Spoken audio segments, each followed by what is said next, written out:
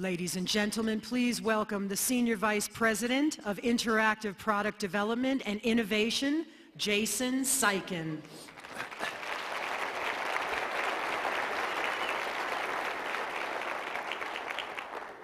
What is the internet anyway? No duck jokes, no home shopping jokes, internet shopping jokes. Invent it. These are powerful words, inspirational words. How many of you have ever dreamed of being an inventor, either as a child or even now? Invent it. They're also scary words. It's easier to say, harder to do. Because invent it, by definition, means change. Most of us want to invent, yet most of us fear change. At large organizations, the usual approach to dealing with this contradiction is that the rallying cry of invent gets watered down to innovate, which turns into incrementally improve, or, my favorite, innovate safely, which becomes, well, Kodak. Kodak invented the digital camera, literally. They still hold the patent. The first digital camera invented in a lab in Rochester in 1975 weighed 9 pounds and offered a promise of a whole new world of photography. Yet instead of viewing this revolutionary technology as an opportunity to invent the future, Kodak sat on its hands, worried that the digital camera would cannibalize its high-margin film business. Rather than invent the Kodak of tomorrow, the company chose to protect what worked today. So while Kodak headquarters sang, "Mama, don't take my Kodachrome away," the world moved on. Invent it. Not such a hard motto to live by when you're young. Because 40 years ago, an unruly adolescent called public television invented its own future. And what a future it was. Public television thrived in an era of scarcity. 3 channels and nothing on became 4 channels, and finally, something on that was worth watching. All because 40 years ago, our predecessors invented the future. Today, the media world has flipped from scarcity to abundance, where iPhones shoot HD video films, where cable turns those 4 channels into 400, and web, mobile, and other platforms rocket them to 4 million. And that's what keeps us all up at night, isn't it? Our challenge, our dilemma, our doubt is this: in an era of abundance, can public television do it again? Today, I want to lay out a vision for how we can invent our future. A future where public television is serving millions more people with billions more video. A future where each PBS station is the YouTube of its local community, the dominant video brand that every person in town wants to watch, every producer in town wants to shoot for, and every business in town wants to support. A future where the technology revolution that's so disorienting and unsettling today actually enables us to invent a golden age of mission and a golden age of sustainability. For the next few minutes, I'm going to walk you through how together we can take this first step toward creating this golden age, what it might look like when we get there, and why this magical opportunity will slip through our fingers if we don't have the courage to change. Let's start here. Why would I stand up here and declare, in the face of so much evidence to the contrary, that we can create a new age of prosperity?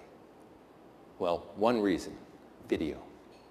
We are in the early stages of a 2 to 5 year land grab that will reshape the video industry in a way not seen since Hollywood in the early 20th century.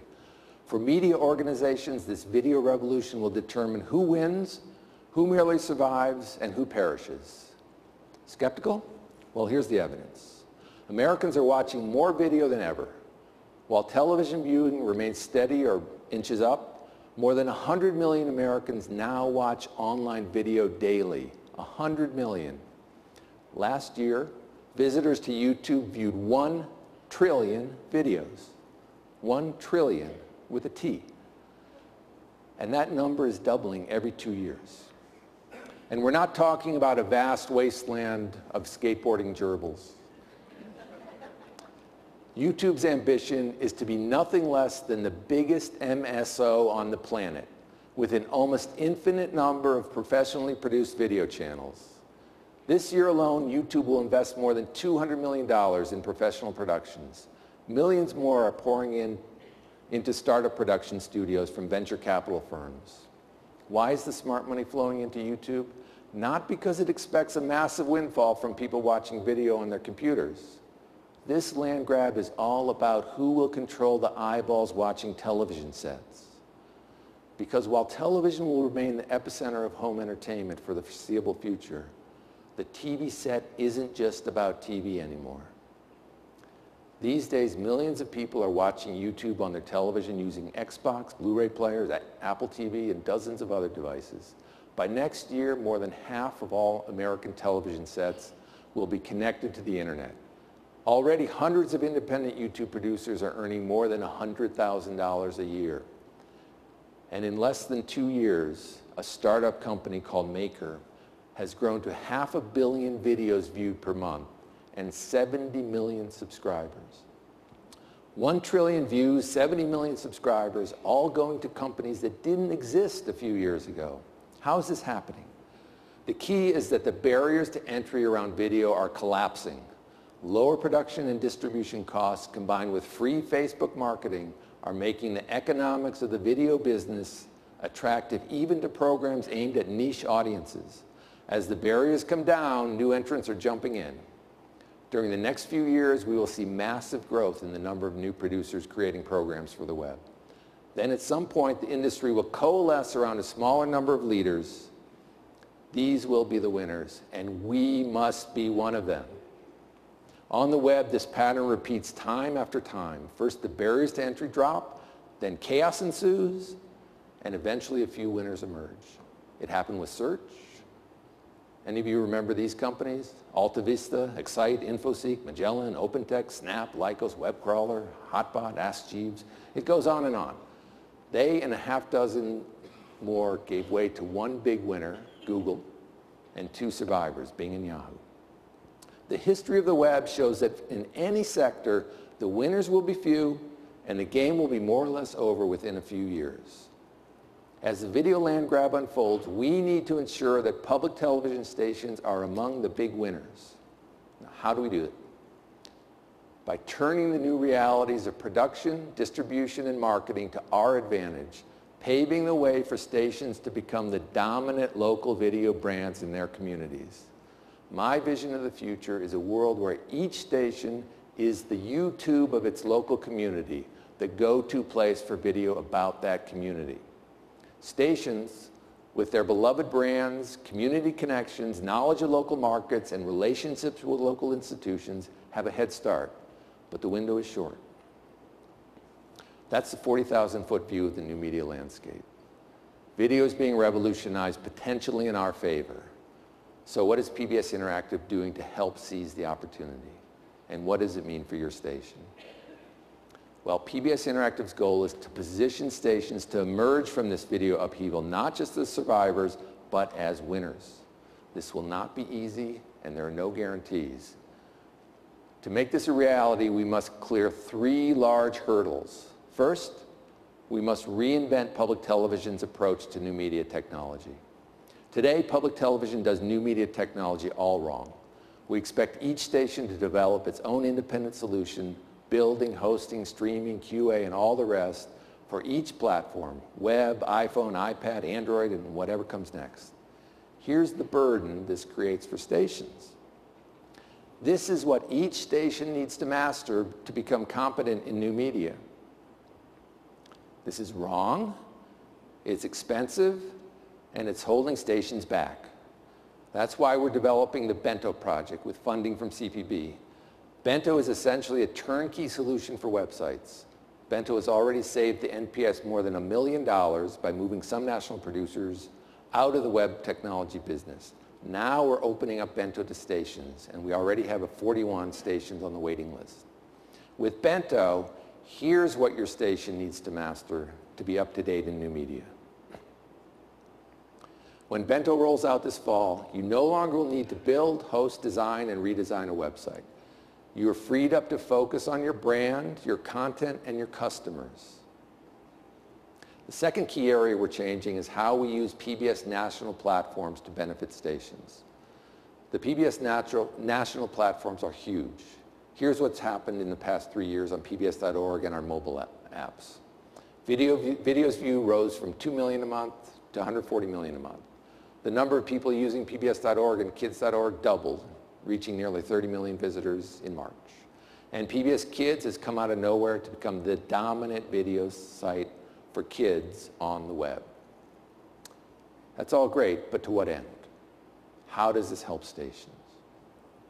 My vision for the PBS national platforms is that they serve as a distribution vehicle for national and local content, exposing station content to entirely new audiences. When a visitor to pbs.org clicks on the local station content, they are taken to the station site. The idea is to create frictionless flow of the audience from national to local. This transformation is already underway. We've put station branding front and center on our national platforms, including this redesigned header for pbs.org. By the end of next month, thousands of people will be watching local video from 60 stations in the PBS iPad and iPhone apps.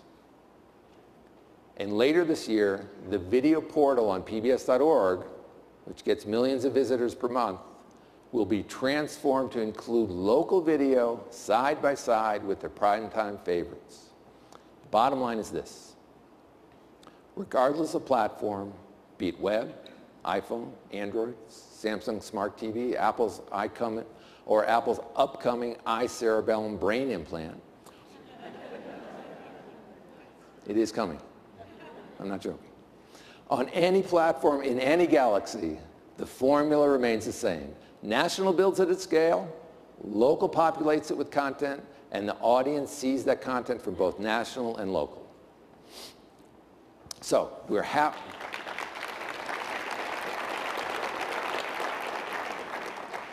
halfway over each of these first two big hurdles, but that's not enough. That's not going to get us where we need to be. There's a third hurdle we need to clear for public television stations to win big in the new era of video.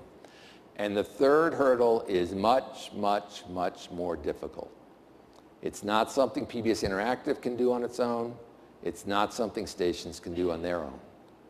Working together, though, we must crack the code on exploiting the new tools of web video production, distribution, and marketing to massively expand the video footprint of stations in their community.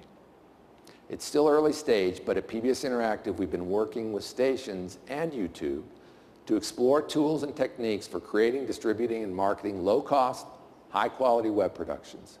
One example is Offbook, a grant-funded web original production that's averaging 70,000 videos per view so far, which is more than many of the primetime episodes. Here's a sample of what it looks like.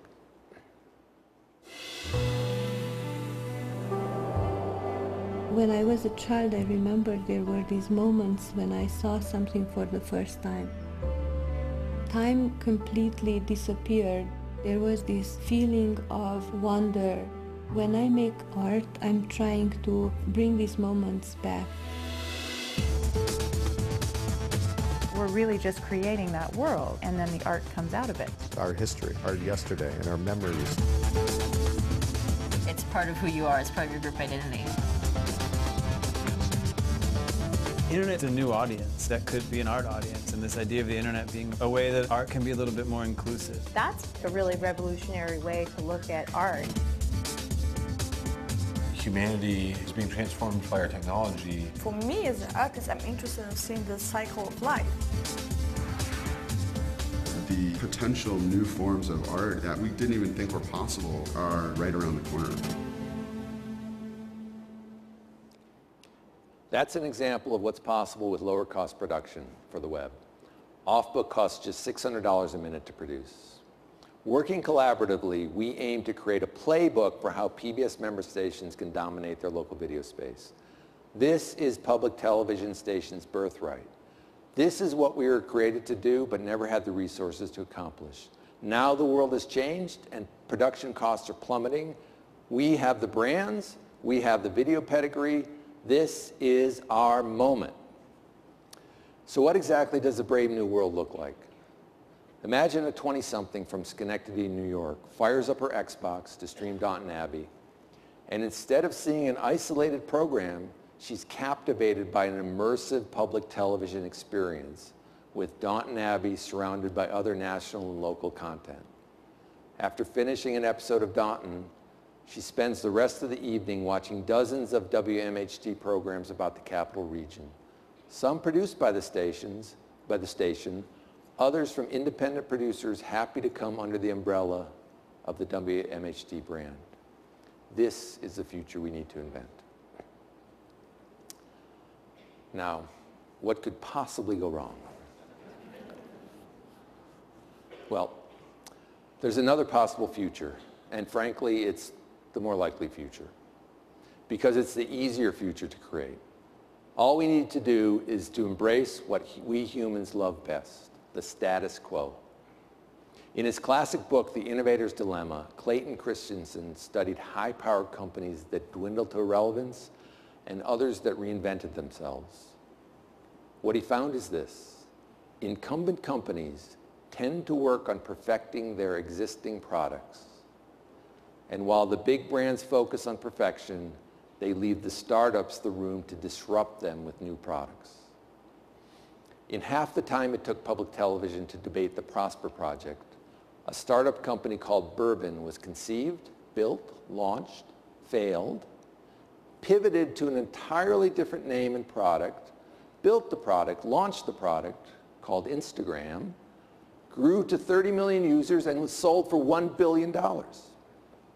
And in half the time it took Instagram to do that, Pinterest was conceived, built, launched, and has grown so large it now has 6 times the audience of PBS.org and PBSKids.org combined. Instagram and Pinterest didn't have more money or better brands than public television. Their one advantage was culture. They're entrepreneurs. They move quickly, they favor action over discussion, they fail fast, pivot fast, and try again until they get it right. 40 years ago, our predecessors sat in rooms like this and invented the future because they acted as entrepreneurs. We have it in our power to invent a new golden age of public television, but to do so requires us to reactivate our entrepreneurial DNA. Fortunately, there's an app for that. Well, not really an app, but the next best thing, a formula. The folks at Babson College, which is the top-ranked business school for entrepreneurship, have developed a 4-step formula for becoming entrepreneurial in your life or your business. Their premise is that these days, every person and every company needs to become entrepreneurial because, as they say, the way we were taught to think and act works well in a world where the future is mostly predictable, but not so much in the world as it is now. Their 4-step approach to being entrepreneurial, which I'm lifting from the Harvard Business Review, is simple. Step 1, identify something you want. Number 2, take a smart step as quickly as you can toward that direction. Step 3, reflect and build on what you've learned from taking that step. And step 4, repeat. Act, learn, build, repeat. As they say in their book, this is how successful serial entrepreneurs conquer uncertainty. What works for them will work for all of us. 40 years ago, our predecessors invented the future. Were public television executives braver back then? Smarter? More entrepreneurial? Let's follow in their footsteps. The stars are in alignment, just as they were in the 1970s. The smart money is convinced that we're seeing a once-in-a-lifetime realignment of the video industry. I'm convinced that we can be among the big winners, but only if we first rediscover our entrepreneurial roots. The power is in our hands. Will we get in the game or just talk a good game? Let's move fast, make mistakes, adjust, and move again, all with the goal of making public television a winner in the video land grab. The future is here. Let's go invent it. Thank you.